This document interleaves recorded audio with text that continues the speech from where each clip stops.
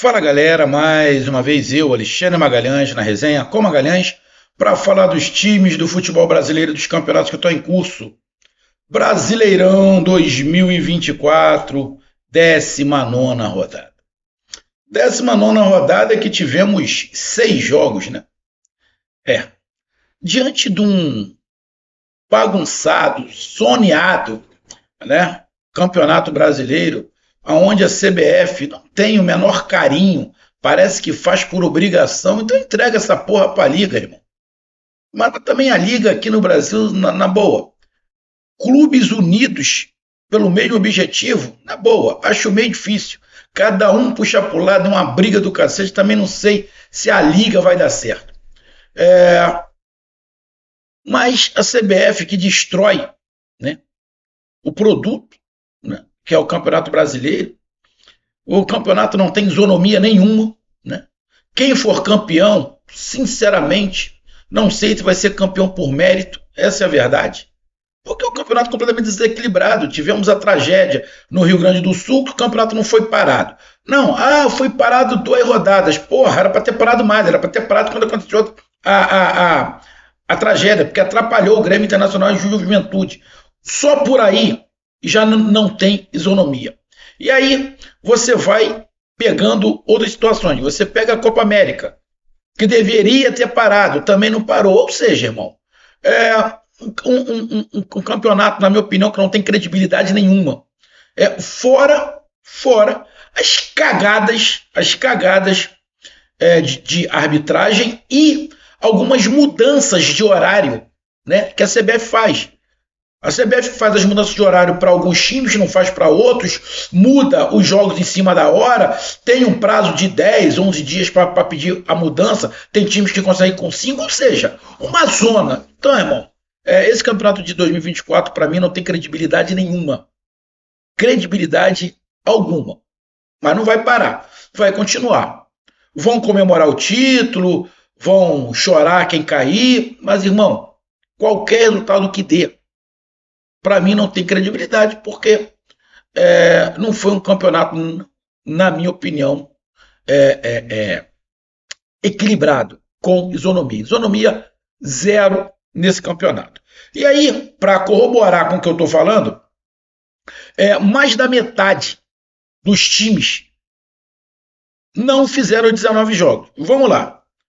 Deixa eu só contar aqui rápido. 1, 2, 3... 4, 5, 6, 7, 8, 9, 10, 11, 12 times não fizeram 19 jogos. Porra, irmão. Acabou o turno. Como que acabou o turno se 12 times não fizeram? E aí, a gente vai pegar, só para um exemplo, a gente pega a parte de cima da tabela, o Botafogo nesse momento tem 40 pontos, é o líder. Só que o Flamengo tem 37 e um jogo a menos. O Flamengo ganhar, pode chegar aos mesmos 40. E aí vai para uma questão de saldo de gols ali, de gols pró. Ou seja, o líder é líder, mas não é muito líder. Porque tem alguém que pode ultrapassar. Então, irmão, primeiro turno vai embora. E aí, fica com esse papinho. Campeão do primeiro turno. A estatística de... a estatística de fiofó é pinto, pô, não força. Na boa. Ano passado aconteceu isso com o Botafogo, né? Botafogo terminou na liderança e a gente viu o que aconteceu. É sempre que acontece isso? Não, pelas estatísticas, quem termina o primeiro turno na primeira colocação geralmente é campeão. Isso aí é para atrair você, torcedor, na boa. Porque isso até era assim, mas está mudando. Está mudando porque está tendo um equilíbrio muito maior entre os times. Está tendo um equilíbrio muito maior entre os times. Não, irmão? Na boa, ficar na primeira colocação na virada de um turno para o outro não quer dizer exatamente porra nenhuma. Então o canal Zé com Magalhães, mais uma vez, vem fazer aquele resumo da rodada. 6 jogos nessa 19ª rodada. Então a gente vai falar sobre resultados, sobre a classificação, sobre aqui algumas estatísticas e dar a minha opinião de quem é a decepção, de quem foi os destaques, beleza? Então eu peço a você, meu amigo torcedor, brasileiro que acompanha o canal Resenha com Magalhães, eu peço que você curta, compartilhe, inscreva-se no canal, dê o seu like, ative a notificação, coloque seus comentários, entre no nosso WhatsApp, que está aqui embaixo na descrição do canal. Você vai lá do seu nome, o time que você torce, que eu coloco você no grupo do seu time. Só para lembrar, para falar de futebol, não é para falar de política e nem de religião. E se você quiser ajudar o canal a crescer, você pode dar através do Pix, que é o número do nosso WhatsApp, você pode dar através do Superchat, quando estiver fazendo lives, e você pode dar através do grupo de membro do canal Resenha com Magalhães aqui embaixo de azul. E agora você pode ajudar através do Valeu, que é esse coração de cifrão que está do lado de compartilhar. Mais uma coisa, não deixe de se inscrever no canal, porque mais da metade da galera que acompanha o canal não é inscrito, então dê essa moral pro canal, inscreva-se no canal. Então vamos logo aqui, rapidamente, para os líderes de assistência. Vamos lá. Líderes de assistência. Os líderes das estatísticas. O artilheiro do Campeonato Brasileiro continua sendo o Pedro, com 9 gols. O Lucero, do Fortaleza, encostou com 8. E o Everaldo, do Bahia, tem 6. E tem um monte de jogador com 6 gols. Temos 1, 2, 3, 4, 5, 6. Temos 7 jogadores com 6 gols. É o Everaldo, do Bahia, o Pita, do Cuiabá, o Luciano, do São Paulo, o Luiz Fernando, do Atlético Goianiense, o Matheus Pereira, do Cruzeiro, o Pablo Veguete, do Vasco, e o Paulinho, do Atlético Mineiro. Mas o líder é o Pedro. Nas assistências, o Everton Ribeiro, do Bahia, tem 5. Gustavo Scarpa, do Atlético Mineiro, tem 5. O Jean Lucas, do Bahia, também tem 5. O Pedro, do Flamengo, tem 5. Pochettino, do Fortaleza, tem 5. E o William Acevedo, do Cruzeiro, também tem 5. Ou seja, temos 1, 2, 3, 4, 5, 6 jogadores com 5 assistências nesse momento. O líder de cartões amarelos é o Luciano, do São Paulo. Por que não me chamou a atenção o Luciano ser o líder de cartão amarelo? Agora, o que me chama a atenção é o Ganso, Paulo Henrique Ganso, do Fluminense. Também ser líder, com 8 cartões amarelos. Isso me chamou a atenção. E cartões vermelhos, o líder é o Alix Vinícius, do Atlético Goianiense, com 2. O Alan, do Criciúma, com 2. O Marlon, do Cruzeiro, com 2. E o Rodrigo Bataglia, do Atlético Mineiro, com 2. E aí vamos lá agora para as partidas. Lembrando que começa no sábado a próxima rodada, tá? A próxima rodada teremos jogos sábado e domingo. 5 jogos no sábado e 5 jogos no domingo, tá? Então vamos lá, cara. Jogos adiados. Criciúma e Bragantino, por causa da Sul-Americana. Internacional e Fortaleza, por causa da Sul-Americana. O Fortaleza aproveitou e colocou um jogo atrasado em dia. Vasco e Cuiabá, por causa da Sul-Americana. E Atlético Paranaense e Atlético Mineiro, também por causa da Sul-Americana. Aí vamos lá. Cruzeiro 2, Juventude 0. Cara, normal, o Cruzeiro é mais time, briga na parte de cima da tabela. O Juventude é um time bem organizado, é muito competitivo, mas é do meio da tabela para baixo, tá? Pegar ali uma Sul-Americana. Então, jogando em casa, 2-0 ao Cruzeiro, na minha opinião, placar normal. São Paulo 2, Botafogo 2. Botafogo perdeu 2 jogadores muito importantes, né? O Eduardo e principalmente o Júnior Santos, né? E levando em consideração que jogou fora de casa, o Botafogo conseguiu um bom resultado. Foi um 2-2, um jogo bem equilibrado, bem equilibrado, com o resultado de 2-2. Na minha opinião, está dentro de uma certa lógica. Vitória 1, Flamengo 2. Eu, diferentemente da maioria da galera, eu achei que o Tite não levar o Lohan, achei normal, achei correto ele não levar o Lohan. Diferentemente, não estou achando que o Flamengo jogou tão mal do jeito que estão falando. Jogou muito mal contra o Vitória. Não, eu não achei. Achei que o Flamengo foi lento. Ser lento é uma coisa, jogar mal é outra. Faltou um pouco de intensidade ao Flamengo. Só que aí estão colocando essa falta de intensidade como jogar mal. Eu não coloco dessa forma. Para mim, jogar mal é outra situação. Jogar mal é outra situação. É você errar passo pra cacete, é você não atacar, não criar, não ficar com a bola. Então, para mim, o Flamengo está se readaptando a jogar com os meias. Porque o Flamengo fez um grande jogo contra o Vasco, goleou o Vasco, e aí os jogadores foram para a seleção. Aí o Tite teve que adaptar e colocar o time do feitio que ele gosta. Aí o time rendeu durante um tempo, depois cansou, obviamente, e deu uma caída de produção. E aí chegou os caras da seleção. Os caras da seleção são 2 meias, que são titulares. E aí o Flamengo muda o formato de jogar. Mudando o formato de jogar, vai ter que ter uma readaptação. E tanto o Arrascaeta quanto o De La Cruz estão um pouco fora do ritmo em relação aos jogadores. Acho que é uma questão de tempo. Tá? Vitória 1, Flamengo 2. Acho que houve ali um erro. Tá? Houve ali um erro de arbitragem. Para mim, o Arrascaeta não dá 2 toques no escanteio. Então, anularam muito mal o gol do Flamengo.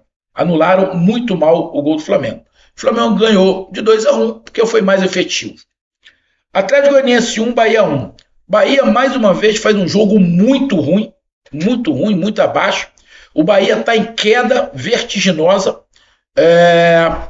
O Bahia, não vi muitos canais falando, quase nenhum canal do Bahia falou, mas o Bahia foi ajudado pela arbitragem. Eu vi uns 2 ou 3 canais falando que o Bahia foi prejudicado. Porra, é muita cara de pau. Sacanagem não, é muita cara de pau falar que o Bahia foi ajudado nesse jogo. Porra, tá de sacanagem. Atlético Goianiense 1, Bahia 1. Atlético Goianiense estava ganhando até o último lance. Teve uma expulsão, cara, que eu acho que faltou bom senso. O árbitro fraco. Então, mais uma cagada da arbitragem.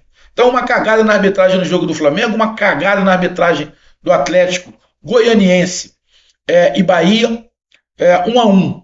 Eu tinha colocado o Bahia como favorito, mas, irmão, o futebol que o Bahia está jogando não é.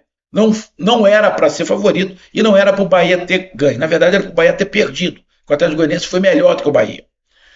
Fluminense 1, Palmeiras 1. Um jogo para levantar a autoestima do Fluminense. O Fluminense conseguiu neutralizar, não fez um jogaço. Não é um futebol e não é um time que você possa falar, não, está jogando para a gente, no Campeonato Brasileiro, sair com tranquilidade da zona de rebaixamento e brigar por Libertadores e Copa do Brasil. Não é. O futebol do Fluminense não é para isso. O Fluminense tem que se tocar e se ligar só no Campeonato Brasileiro. Libertadores e Copa do Brasil, irmão, joga com o que der e poupa na Libertadores. Sei que não vai fazer, vai se enrolar no Campeonato Brasileiro. Mas foi uma grande vitória do Fluminense em cima do Palmeiras, que não conseguiu jogar direito. O Fluminense conseguiu sim anular o Palmeiras, e aí você levando em consideração tudo o que aconteceu, que o jogo não foi um jogo tecnicamente bem jogado, foi um jogo até em determinados momentos, boa parte do jogo muito burocrático, mas se tinha alguém que merecia vencer o jogo, esse alguém foi o Fluminense venceu. Não era de se esperar, o Fluminense venceu o Palmeiras, mas o Fluminense venceu com justiça. E, fechando a rodada, Corinthians 2, Grêmio também 2, um jogo muito movimentado, primeiro tempo, árbitro ruim, árbitro fraco, os jogadores reclamando da porra toda, o goleiro do Grêmio reclamando de tudo, nego peitando o juiz, teve um pênalti a favor do Corinthians, que o Kahneman segura a mão do jogador do Corinthians, o juiz dá pênalti. Já vi juiz dar pênalti em lances assim, já vi juiz também não dar pênalti assim, ou seja, não tem critério nenhum, é uma zona, jogadores peitando, mandando no segundo tempo, o árbitro continuou mal, parando tudo, picotando o jogo, mas o jogo, aí os jogadores pararam de reclamar um pouco, resolveram jogar um pouco mais. Não foi um jogo tecnicamente muito bom, mas foi um jogo muito movimentado, aonde o árbitro fez de tudo para cagar o jogo.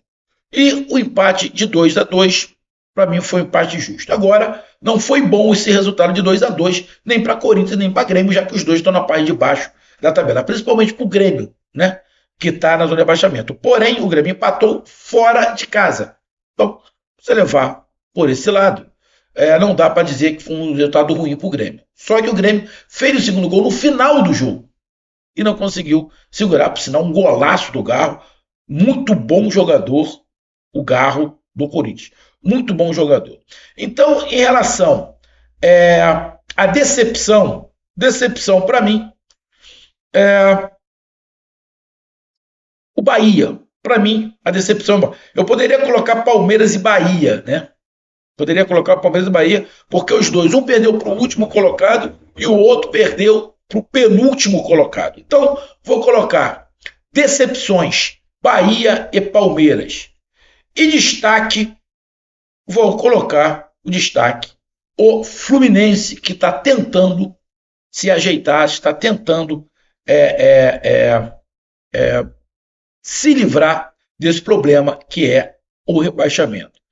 Tem que ainda melhorar muito, lutar muito, fazer muito ponto. Mas, pelo menos, o Fluminense já começou. O problema é que já tem torcedor do Fluminense já viajando na maionese, como de costume. Tivemos erros de arbitragem, né? Tivemos aí uma situação no jogo do Flamengo, no escanteio. Ficou nítido depois que o Arrascaeta não tocou 2 vezes na bola, que é o pé dele que escorrega, vai para trás do outro pé. Então, anularam muito mal o gol do Flamengo. No jogo do Atlético e Bahia, Atlético Goianiense e Bahia, houve 2 cagadas, o árbitro deu um tempo a mais que não precisava, expulsou um jogador porque o jogador achou que tinha acabado o jogo, porque já tinha estourado o tempo. Ele achou que tinha acabado o jogo não tinha acabado, ele tirou a camisa, acabou sendo expulso. Eu acho que poderia ter um certo bom senso, porque ele não tirou a camisa porque fez gol, ele tirou a camisa porque achou que tinha acabado o jogo. Simples assim. E ele estava do outro lado, ele estava atrás do juiz, ele viu o juiz com a mão levantada. Os jogadores do Atlético Goianiense também acharam que tinha acabado o jogo. E aí, logo após a expulsão, tem ali o gol do Bahia no último lance. E aí, torcedores do Bahia falando que o Bahia foi prejudicado. Pô, tá de sacanagem. Tem que ser muita cara de pau. Lance Fluminense-Palmeiras. Eu não me lembro se tem alguma polêmica. No Corinthians e Grêmio tem a polêmica lá do pênalti, se for, não foi pênalti, mas aí é um critério do juiz, só que o juiz não tem critério nenhum, o juiz foi muito ruim. Então a arbitragem, na minha opinião, nessa rodada, mais uma vez, atrapalhou. E aí vamos aqui para a classificação nesse momento. Bom, chegamos à 19ª rodada, só lembrando, nem todo mundo, 12 times não fizeram 19 jogos. Então, vamos entrar o retorno sem ter terminado o turno para a maioria, né? Mas a classificação nesse momento está o seguinte: o Botafogo é o primeiro colocado com 40 pontos, 19 jogos. O Flamengo é o segundo colocado com 37 pontos e 18 jogos. O Palmeiras é o terceiro colocado com 36 pontos, 19 jogos. O quarto colocado é o Fortaleza com 33 pontos, 18 jogos. O quinto é o Cruzeiro, 32 pontos, 18 jogos. O São Paulo é o sexto, 32 pontos, 19 jogos. Ou seja, dos 6 primeiros, 1, 2, 3 times têm 18 jogos e 3, 19. Na 7ª colocação é o Bahia. O Bahia, se não estiver enganado, dos times que estão em cima, é o pior. Dos times que estão na primeira página da tabela, é o pior, tá? Se eu não estiver enganado. O Atlético Paranaense é o 8º, com 25 pontos em 17 jogos. O Bragantino é o 9º, com 25 em 17 jogos. O Atlético Mineiro é o 10º, com 25 em 17 jogos. Esses 3 times que estão com 25 pontos podem ultrapassar o Bahia quando tiverem jogos todo em dia, se ganharem. Olha a queda do Bahia.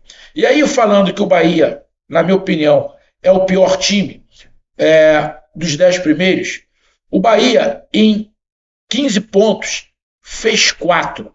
Deixa eu ver se alguém aqui só fez 4. Não.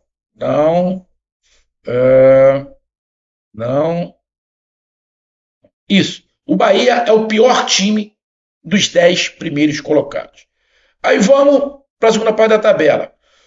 O Vasco é o 11º com 23 pontos, 18 jogos. O Juventude é o 12º com 21 pontos, 17 jogos. O Internacional é o 13º com 19 pontos. Em 14 jogos o Internacional tem. Como é que esse campeonato tem isonomia? Nenhuma. O 14º colocado é o Corinthians com 19 pontos, 19 jogos. O Criciúma é o 15º com 18 pontos, 17 jogos. O Cuiabá é o 16º com 17 pontos, 17 jogos. E na zona de abaixamento, o Grêmio com 17 pontos, na 17ª colocação com 15 pontos, 17 jogos. O Vitória é o 18º com 15 pontos, 19 jogos. O Fluminense é o 19º com 14 pontos, com 18 jogos. E o Atlético Goianiense é o último colocado com 12 pontos em 19 jogos. A decepção, obviamente, é o Bahia. A decepção na classificação nesse momento é o Bahia. O Bahia termina o turno fora da zona de classificação entre os 6 primeiros. O Bahia estava sendo o destaque. O Bahia estava sendo a surpresa durante quase todo o primeiro turno. Mas termina, na minha opinião, como decepção. Porque passa a maior parte do primeiro turno entre os 6 primeiros. E aí, na virada do turno, está fora. Uns dizem, pô, Magalhães, mas o Bahia era surpresa. Então o Bahia está fora, o Bahia está na normalidade dele. Sim, você pode pensar por esse lado. Porque ninguém imaginava o Bahia ter passado o primeiro turno brigando o tempo inteiro entre os 6 primeiros e até pela liderança. Foi uma surpresa, não foi? Ele está em 7º colocado, de repente, é a colocação real que o Bahia deveria estar.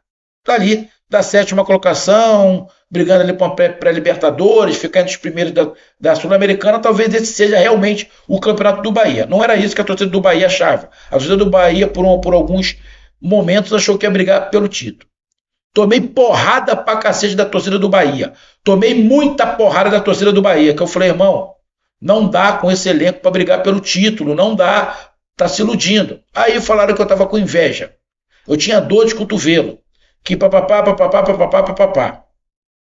Bom, aí eu tenho que falar. Olha onde está meu time e onde está o Bahia. Eu não gosto de falar isso, mas... E outro detalhe, irmão, Campeonato Brasileiro é pontos corridos. Todos os jogos valem 3 pontos.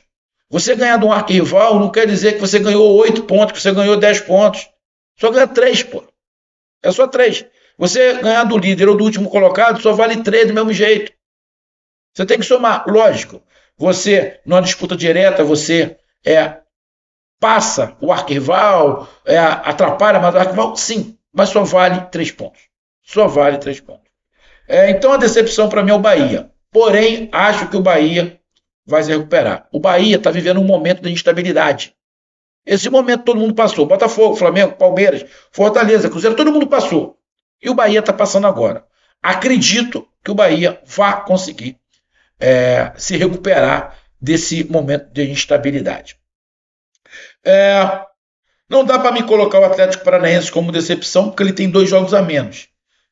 E poderia estar ali brigando, né, junto com o Bahia na 7ª colocação. Mas eu também esperava mais do Atlético Paranaense nesse campeonato. Eu vou fazer depois um resumo dos desempenhos, né, ao término do primeiro turno. O problema é que ninguém ainda não tem 19 jogos, todo mundo, eu não sei o que eu vou fazer.